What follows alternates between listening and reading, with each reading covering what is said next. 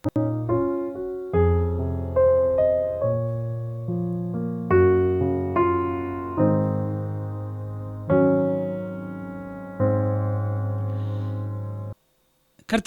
மிகவும் பிரியமானவர்களே, உங்கள் எல்லாரையும் ஆண்டவர் இயேசுவின் நாமத்திலே வாழ்த்தி வரவேற்கின்றோம். 2026 ஆண்டின் 2ஆம் காலாண்டிலே நாம் இருக்கின்றோம். தேவனுடன் உறவில் வளருதல் என்ற தலைப்பின் கீழ் ஓய்வு நாள் பாடங்களை நாம் கற்று வருகின்றோம். இன்றைக்கு நாம் பார்க்க இருக்கிற பாடம் 6வது பாடம், ஜெப வீரர்கள், ப்ரேயர் வாரியர்ஸ் என்று தலைப்பு கொடுக்கப்பட்டிருக்கிறது. மனப்பாட வசனம் சங்கீதம் 116 முதல் 2 வசனங்கள். கர்த்தர் என் சத்தத்தையும் என் விண்ணப்பத்தையும் கேட்டதினால் அவரில் அன்பு கூறுகிறேன். அவர் தமது செவியை எனக்கு சாய்த்தபடியால் நான் உயிரோடு இருக்கும் அளவும் அவரை தொழுது கொள்ளுவேன் என்று சங்கீதக்காரன் எழுதுகின்றார். அன்பானவர்களே, உறவுகளை தக்க வைக்க ஒரே வழி தொடர்பு கொள்ளுதல் ஆகும், கம்யூனிகேஷன். இன்றைக்கு கணவன் மனைவிமார்களுக்கு இடையில் இருக்கிற பிரச்சனை, மனைவிமார்கள் சொல்லுகிற மிகப்பெரிய குற்றச்சாட்டு என்ன தெரியுமா? என் கணவன் என்னுடன் பேசுவதே இல்லை என்பதுதான். பேச்சு இல்லாத உறவு மூச்சு இல்லாமல் போய்விடும், சீக்கிரத்தில் அது முடிந்து போய்விடும். ஆகவே எப்படி தொடர்பு ரொம்ப அவசியமோ அதே போல தேவனோடும் நாம் உறவில் வளர வேண்டியது அவசியம். அதற்கு 2 வழிகள் உண்டு. ஒன்று வேதாகமம், இன்னொன்று ஜெபம். வேதாகமத்தை வாசிக்கும் பொழுது, தியானிக்கும் பொழுது தேவன் நம்மோடு பேசுகிறார். நாம் ஜெபம் பண்ணும் பொழுது நாம் அவரோடு பேசுகிறோம். ஆகவே தான் இந்த வேதாகமத்தை குறித்தும் ஜெபத்தை குறித்தும் பாடங்களை நாம் படிக்கிறோம். ரோமர் 12:12 சொல்லுகிறது, ஜெபத்தில் உறுதியாய் தரித்திருங்கள் என்று பவுல் எழுதுகிறார். ஜெபத்தில் உறுதி இருந்தால் உறவிலும் உறுதி இருக்கும். மனிதர்களுக்கு இடையிலான உறவும் சரி, தேவனோடு இருக்கிற உறவும் சரி. அப்படி உன்னதருடன் உறவில் உறுதியாய் இருந்த 3 பழைய ஏற்பாட்டு பக்திமான்கள் பற்றி நாம் படிக்க போகிறோம். ஜெபிக்கலாமா? ஜெபத்தோடு படிப்போம். எங்கள் நல்ல தகப்பனே, இந்த நாளிலே ஜெப வீரர்கள் என்ற தலைப்பின் கீழே பாடங்களை கற்றுக்கொள்ளப் போகிறோம். தேவனோடு உறவில் நாங்கள் வளர்வதற்கு ஜெபம் என்ற ஒரு ஊன்றுகோலை தந்திருக்கிறீர். அதற்காக நன்றி ராஜா. இன்றைக்கு இந்த பாடத்தை நாங்கள் படிக்கும் பொழுது எங்களுடைய ஜெப வாழ்க்கையும் வளர ஆண்டவர் எங்களுக்கு உதவி செய்யும். உம்மோடு இருக்கிற உறவியில் நாங்கள் பலப்பட கிருபை தாரும். கர்த்தாவை சொல்லும் இடையர்கள் கேட்கிறோம். நீர் பெருக வேண்டும், நாங்கள் சிறுக வேண்டும். இயேசுவின் மூலம் ஜெபிக்கிறோம் நல்ல பிதாவே, ஆமென். யார் அந்த 3 பேர்? தேவனோடு உறவில் உறுதியாயிருந்த 3 பேர். முதலாவது தானியேல், 2வது ஏனோக்கு, 3வது மோசே என்று நாம் பாடத்தில் பார்க்கிறோம். தானியேலை குறித்து நாம் படிக்கலாமா? தானியேல் எல்லாருக்கும் நன்கு அறிமுகமான தேவ மனிதன். வாலிபம் முதல் வயோதிபம் வரை வாழ்க்கையில் நோக்கம் கொண்டு தேவனுக்காக நின்ற மாமனிதர் இந்த தானியேல். 84 வயதில் அவர் சிங்கக்கெபியில் தள்ளப்பட்டார். 94 வயதில் அவர் மரித்தார் என்று உரையா ஸ்மித் என்ற வேத அறிஞர் எழுதியிருக்கிறார். ஆகவே வேதாகமத்தில் அவருடைய 17 வயதில் இருந்து தான் நம்ம அவருடைய ஆரம்பத்தை பார்க்கிறோம். அவர் கைது செய்யப்பட்டு நேபுகாத்நேச்சார் மூலமாக பாபிலோனுக்கு கொண்டு வரப்படுகிறார். 17 வயது, 94 வயதில் மரிக்கிறார். அன்பானவர்களே, அப்படியானால் சுமார் 75 ஆண்டுகளுக்கு மேலாக பாபிலோனிலே தேவனுக்கு சாட்சியாக இருந்தவர் இந்த தானியேல். தானியேல் என்றதும் தரிசனம் காண்கிறவன் என்ற நினைவு மட்டுமல்ல, சிறந்த ஜெபவீரன் என்ற நினைவும் சேர்ந்தே வர வேண்டும். தானியேலின் வாழ்க்கையிலையும் தானியேலின் புத்தகத்திலும் அசைக்க முடியாத அஸ்திபாரம் ஜெபமே என்பதை நாம் மறந்துவிடவே கூடாது. தானியேல் வாழ்க்கையில் நீங்கள் பாருங்கள், ஜெபத்தினால் பரலோக ரகசியங்களை அறிய பெற்றார்.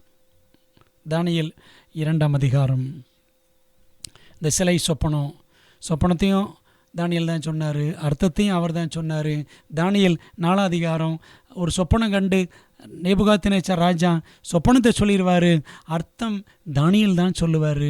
சரிதானே? பரலோக ரகசியங்களை அறிய பெற்றார் ஜெபத்தினால். தன்னையும் தன்னை சார்ந்தோரையும் அழிவிலிருந்து காத்து கொண்டார். பாபிலோன் ஞானிகள் எல்லாரையும் அழிக்க வேண்டும் என்று நேபுகாத்நேச்சார் சட்டம் போட்டான்ல தானியேல் 2ஆம் அதிகாரத்தில். பாருங்களேன், தானியேல் அவருடைய ஜெப வாழ்க்கை தான் அவரையும் அவருடைய நண்பர்களையும் எல்லா ஞானிகளையும் பாதுகாத்தது. இப்பொழுது நடக்கும் முழு இரவு ஜெபங்களுக்கு எல்லாம் தானியேலும் அவரது நண்பர்களும் செய்த ஜெபம்தான் முன்னோடி. நீங்கள் தானியேல் 2ஆம் அதிகாரத்தை படித்து பாருங்கள். ராஜா ஒரு சொப்பனம் கண்டதை மறந்துட்டாரு என்ற ஒரு தகவல் வெளிவந்த உடனே, இதற்கு நீங்கள் சொப்பனத்தையும் சொல்லி அர்த்தத்தையும் சொல்லவில்லை என்றால் உங்கள் வீடுகள் எருக்களங்களாக்கப்படும் என்று ராஜா சட்டம் போட்டுறார். என்ன செய்தார் தானியேல்? தன் நண்பர்களோடு சேர்ந்து ஜெபித்தார். ராஜா கிட்ட அவகாசம் கேட்டு வாங்கி எல்லாரும் சேர்ந்து ஜெபம் பண்ணாங்க. அந்த ராத்திரி எல்லாம் ஜெபம் பண்ணாங்க. பாருங்கள், தானியேல் 2ஆம் அதிகாரம் 17 முதல் 19. பின்பு தானியேல் தன் வீட்டுக்கு போய் தானும் தன் தோழரும் பாபிலோனின் மற்ற ஞானிகளோடு கூட அழியாதபடிக்கு இந்த மறைபொருளை குறித்து பரலோகத்தின் தேவனை நோக்கி இரக்கம் கேட்கிறதற்காக அனனியா, மீஷாவேல், அசரியா என்னும் தன்னுடைய தோழருக்கு இந்த காரியத்தை அறிவித்தான். பின்பு ராக்காலத்தில் தரிசனத்தில் தானியேலுக்கு மறைபொருள் வெளிப்படுத்தப்பட்டது. அப்பொழுது தானியேல் பரலோகத்தின் தேவனை ஸ்தோத்தரித்தான். எப்படி ஸ்தோத்தரிச்சாரு? நீங்கள் அடுத்தடுத்து வரக்கூடிய வசனங்கள் எல்லாம் பாருங்கள். பிரியமானவர்களே, அப்போது அந்த ராத்திரி முழுக்க என்ன செஞ்சுருக்காங்க? தானியேலும் நண்பர்களும் ஜெபம் பண்ணியிருக்காங்க. குழுவாக சேர்ந்து ஆல் நைட் ப்ரேயர் நடத்தியிருக்காங்க. முழு ஒரு ஜெபம் பாபிலோனில். அருமையான தேவ பிள்ளைகளே, தேசத்தின் மிகப்பெரிய பொறுப்பில் இருந்தாலும் 3 வேளை ஜெபம் முடங்கவில்லை. அப்படி ஜெபம் பண்ணியிருக்கிறார் தானியேல். 6:10 பாருங்கள்.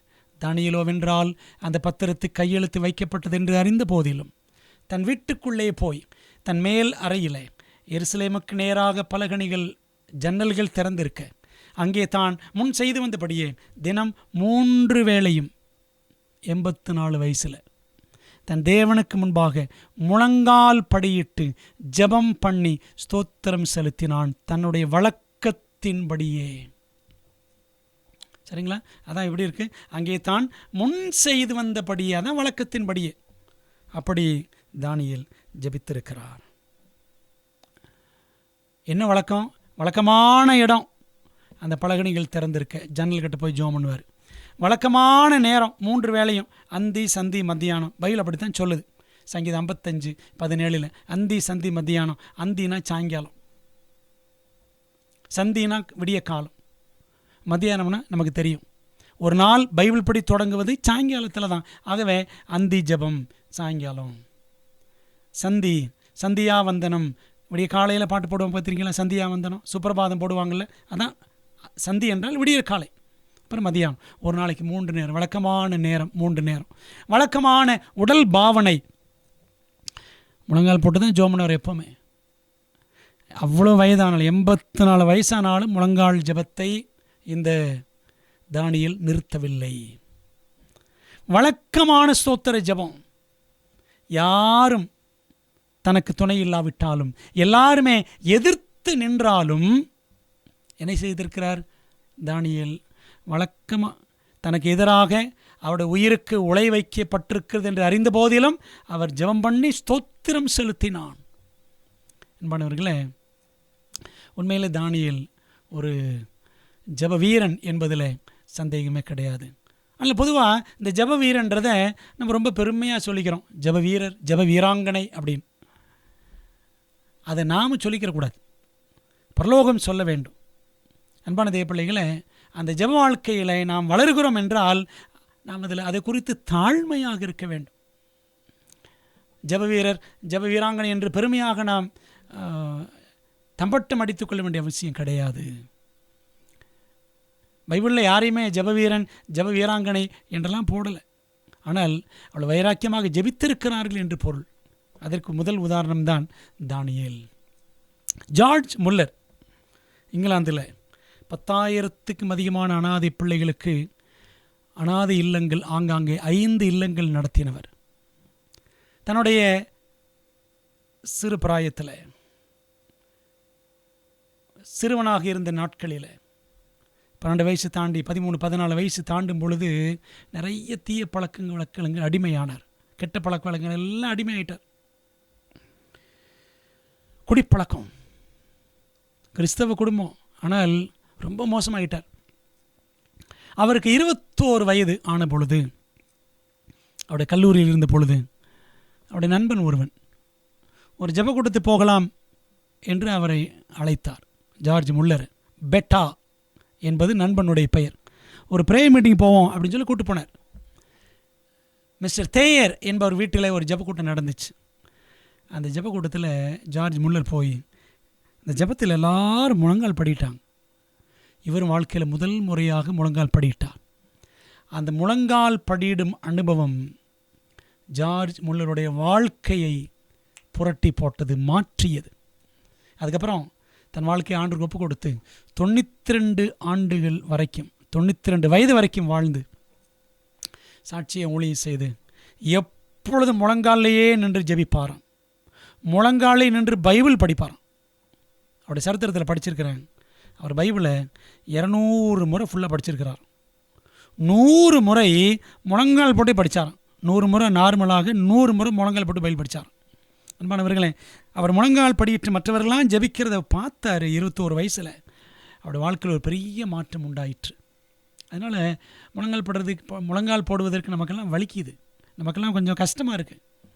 ஏன் முழங்கால் போட சொல்கிறாங்கன்னு சிலர் நினைப்பாங்க.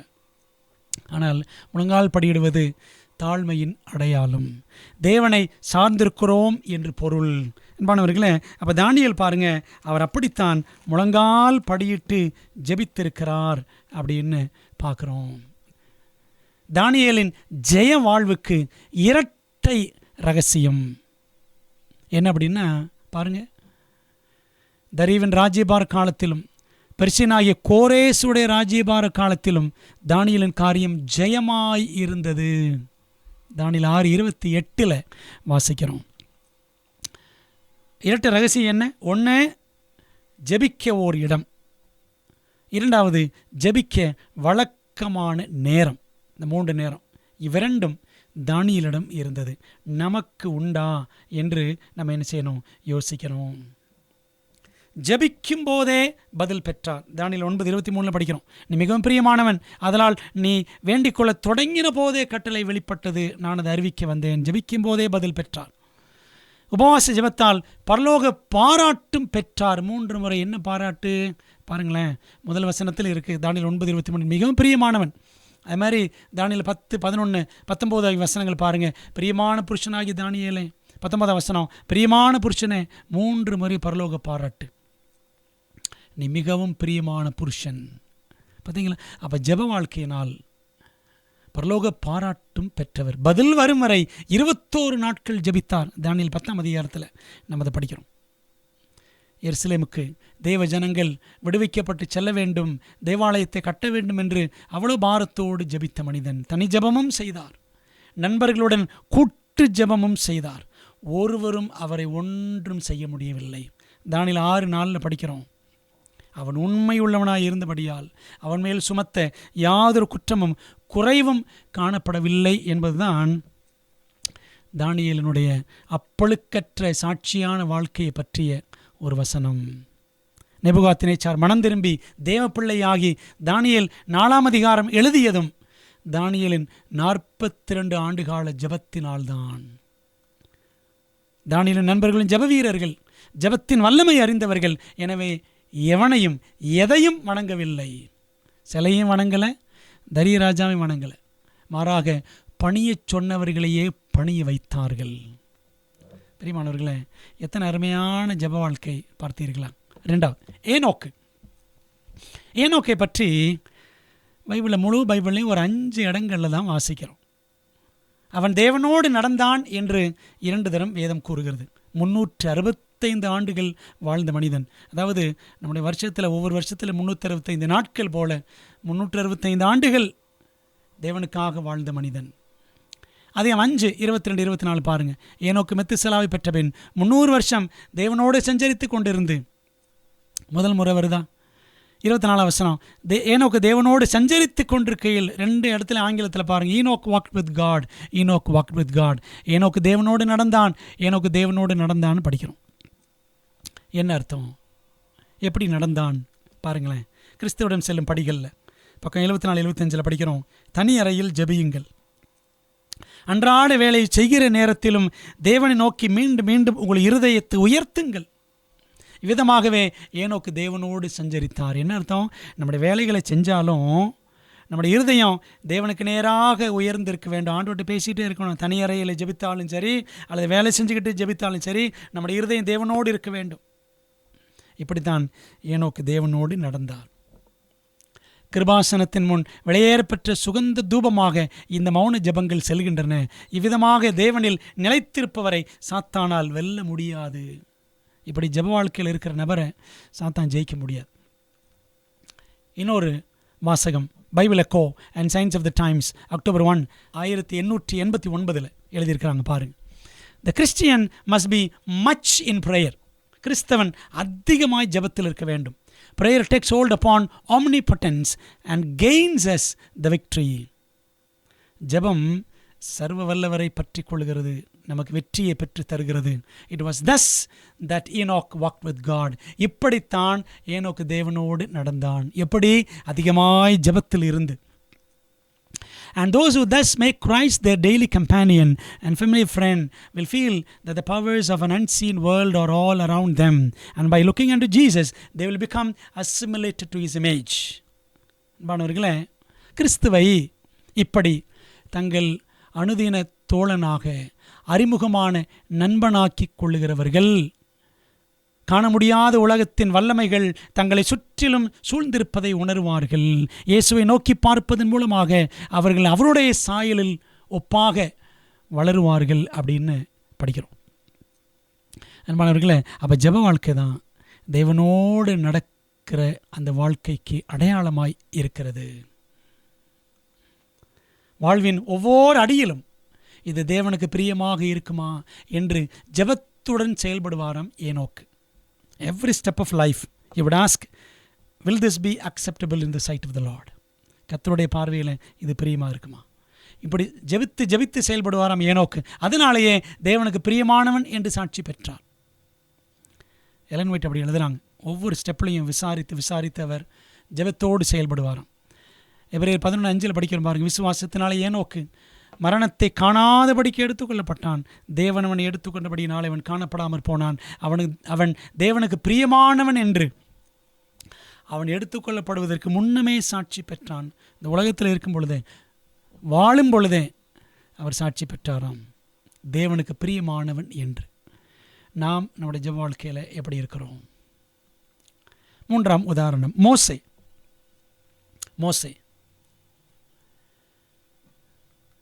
120 ஆண்டுகள் வாழ்ந்த தேவ மனிதன், தேவனை கண்டதால் முகம் பிரகாசித்தவன். இஸ்ரவேல் ஜனங்கள் சொன்னாங்க மோசையை நோக்கி, நீர் எங்களோட பேசும், நாங்கள் கேட்போம், தேவன் எங்களோட பேசாதிருப்பாராக, பேசினால் நாங்கள் செத்து போவோம். யாத்திரை 20:19 வாசிக்கிறோம். ஆண்டு பேச நாங்கள் செத்து போயிடுவோம். ஐயா மோசே, நீங்களே எங்கிட்ட பேசுங்க. யாத்திரை 34:29 படிக்கிறோம், மோசே சாட்சி பலகைகள் 2ஐயும் தன் கையில் எடுத்துக்கொண்டு சீனாய் மலையிலிருந்து இறங்குகிற போது தன்னோடே அவர் பேசினதினாலே தன் முகம் பிரகாசித்திருப்பதை அவன் அறியாதிருந்தான். தேவ சமூகத்தில் 40 நாட்கள் 2 முறை 80 நாட்கள் கிடந்தவர் மோசே. அப்படி தேவனோடு இருந்ததால் இந்த மோசேயின் முகம் பிரகாசித்ததாம். தேவனோடு முகமுகமாய் பேசியவன். யாத்திரை 33:11, ஒருவன் தன் சிநேகிதனோடு பேசுவது போல கர்த்தர் மோசையோடு முகமுகமாய் பேசினார். Prayer is the opening of the heart to God as to a friend. ஜெபம் என்பது ஒரு நண்பனிடம் இதயம் திறந்து பேசுவது போல தேவனிடம் இதயம் திறந்து பேசுவதே ஆகும். அன்பானவர்களே, அப்படி ஒரு நண்பன் போல மோசே தேவனோடு உறவு கொண்டாராம். தேவன் மோசையோடு பேசினாராம். எத்தனை நெருக்கம் பார்த்தீர்களா? ஜெப வீரர்கள் அப்படின்னு பார்க்குறோம். தானியேல், ஏனோக்கு, மோசே. தேவனுடைய சிநேகிதனாக தலை சிறந்த தலைவனாக விளங்கியவன் மோசே. அன்பானவர்களே, இவர் மோசேயினுடைய ஜெப வாழ்க்கை எப்படிப்பட்ட ஒரு அம்சம் உடையது அப்படின்னு பார்த்தீங்கன்னா, திறப்பில் நின்று தீவிரமாய் ஜெபித்தவன். சங்கீதம் 106:23 பாருங்க. ஆகையால் அவர்களை நாசம் பண்ணுவேன் என்றார் இஸ்ரவேல் ஜனங்களை ஆண்டவர் சொல்றார். அப்பொழுது அவரால் தெரிந்து கொள்ளப்பட்ட மோசே அவர்களை அவர் அழிக்காதபடிக்கு அவருடைய உக்கிரத்தை ஆற்றும் பொருட்டு அவருக்கு முன்பாக திறப்பின் வாயில நின்றான் அப்படின்னு படிக்கிறோம். திறப்பின் வாயில மோசே நின்றார். யார் யாருக்காக? எதிரடையாய் செயல்பட்ட குடும்பத்தாருக்காக. பாருங்களேன், என்ன 12:13 அப்பொழுது மோசே கர்த்தரை நோக்கி, என் தேவனே அவளை குணமாக்கும் என்று கெஞ்சினான். யார? தன்னுடைய அக்கா மிரியாம், ஆரோன் இவங்களாம் கூட்டு சேர்ந்துக்கிட்டாங்க. கூட்டு சேர்ந்து மோசேக்கு எதிராக, தம்பிக்கு எதிராக. மோசே மூலமாக தான் ஆண்டவர் பேசுவாரோ? எங்கள் மூலமாக பேச மாட்டாரா? பாருங்களேன், அண்ணனும் அக்காவும் சேர்ந்து தம்பி மோசையை எதிர்த்தார்கள். என்ன 12வது அதிகாரத்தில் அதை படிக்கிறோம். பாருங்கள், அப்போ என்ன ஆச்சு? இந்த மிரியாமை ஆண்டவர் வெண்குஷ்டத்தினால் அடித்தார். ஒரு வாரம் அவள் குஷ்டத்தினால் கிடந்தாள். மோசே ஜெபம் பண்ணார், என் தேவனே அவளை குணமாக்கும் என்று கெஞ்சினான். உபாகமம் 9:20 ஆரோன் மேலும் கர்த்தர் மிகவும் கோபம் கொண்டு அவனை அழிக்க வேண்டும் என்று இருந்தார். அப்பொழுது ஆரோனுக்காகவும் விண்ணப்பம் பண்ணினேன். பொன் கன்றுக்குட்டி விஷயத்திலையும் சரி, ஆரோன் தான் முக்கிய காரணம். மோசே சீனா மலையில் இருக்கிறாரு, இவர் வர்றதுக்கு கூட ஆளை காணோம் என்று சொல்லி ஜனங்களெல்லாம் போய் ஆரோன்கிட்ட கேட்குறாங்க. எங்களை வழிநடத்தும் தெய்வங்களை எங்களுக்கு உண்டு பண்ணணும்னா இவரும் செஞ்சு கொடுத்துட்டார், அவங்ககிட்ட நகை நட்டெல்லாம் வாங்கி. அன்பான தெய்வ பிள்ளைகளே, அப்போ ஆரோன் மேலும் கர்த்தர் கோபமாக இருந்தார். அப்போ ஆண்டவர் அந்த ஆரோனை மன்னிக்கணும்னு சொல்லிட்டு ஆரோனுக்காகவும் விண்ணப்பம் பண்ணினேன். பாப்பா, குடும்பத்தாருக்காக, கூட பிறந்தவங்களுக்காக ஜெபிக்கிற நம்ம அப்படி ஜெபிக்கிறோமா? நம்ம குடும்பத்தாருக்காக, குடும்பத்தார் ரட்சிக்கப்படணும், ஆண்டவர்கிட்ட வரணுமா என்று ஜெபிக்கிறோமா?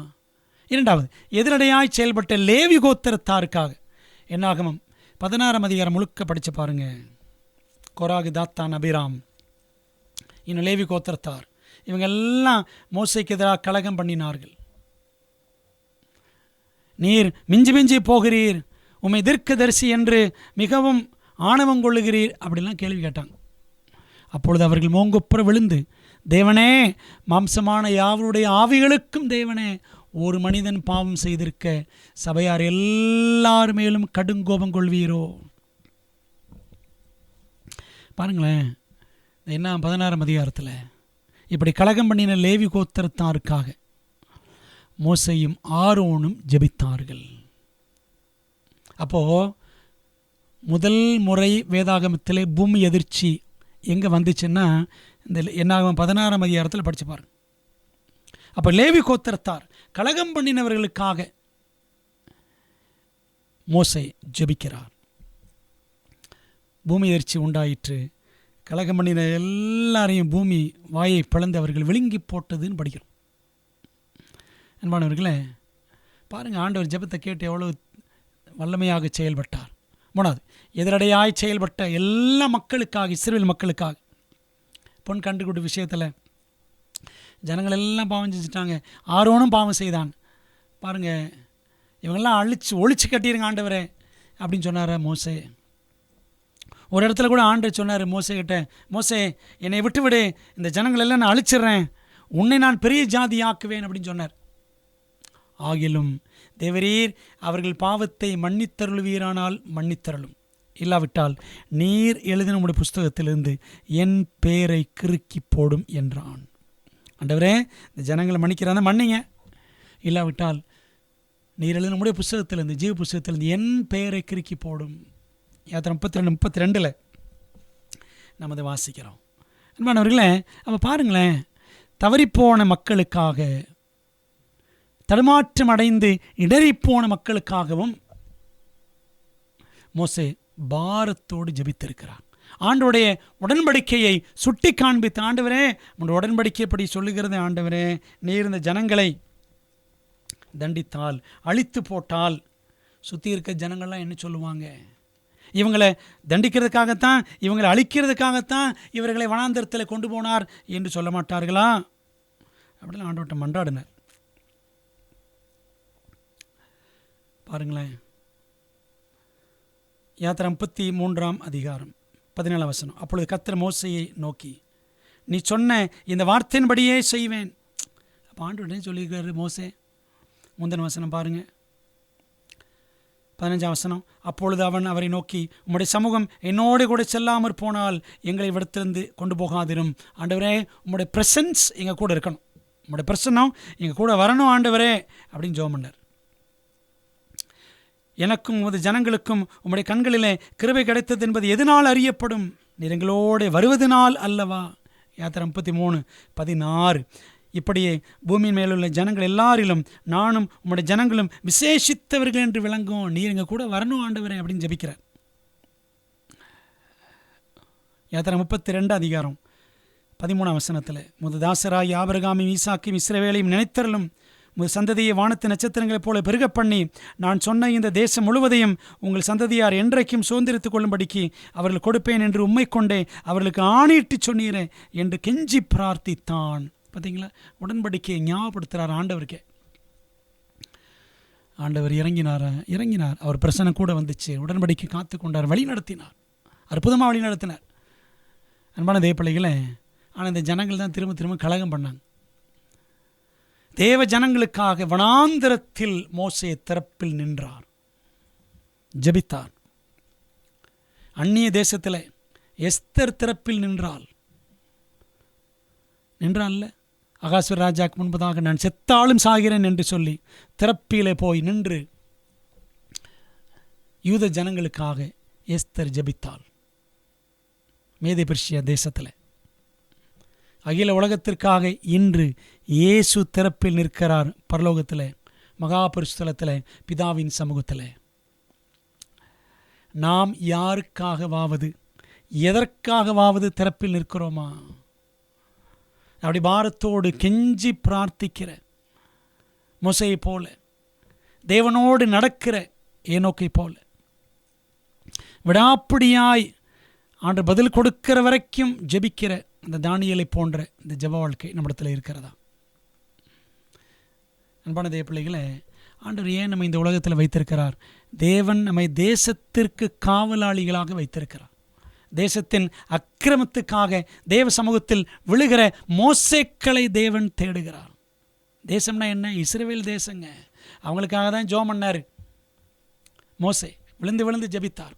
அன்பான தேவ பிள்ளைகளை, இன்னைக்கு திருச்சபையில் எருசலேமில் இருக்கக்கூடிய அருவருப்புகள், அக்கிரமங்கள், இதெல்லாம் பார்த்து நம்ம ஜெபிக்கிறோமா? கண்ணீரோடு ஜெபிக்கிறோமா? அல்லது கதை பேசிக்கிட்டே போயிடுறோமா? சபையின் காரியங்கள் குறைகள், அது இப்படி இது இப்படி, அவர் இப்படி இவர் இப்படி அப்படின்னு சொல்லிட்டு கதை தான் பேசிட்டு போகிறோம், ஜெபிக்கிறது கிடையாது. அப்படி தேசத்தின் அக்கிரமத்துக்காக, எருசலேமின் அருவருப்புகளுக்காக தேவ சமூகத்தில் விழுந்து ஜெபிக்கிற மோசேக்களை தேவன் தேடுகிறார். எசேக்கியேல் 9ஆம் அதிகாரம் 4ஆம் வசனம் படித்து பாருங்கள். அப்படி யார் கண்ணீர் விட்டு பெருமூச்சு விட்டு அழுது ஜெபிக்கிறார்களோ அவர்களுக்குத்தான் தேவன் முத்திரையை போடுவார்.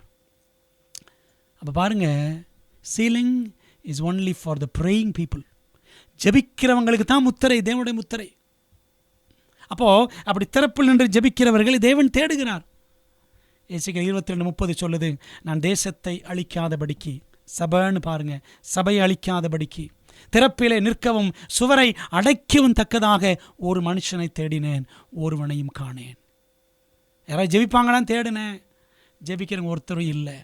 எல்லாம் கதை தான் பேசுகிறாங்க, எல்லாம் குறை தான் பேசுகிறாங்க. அதான் அர்த்தம்.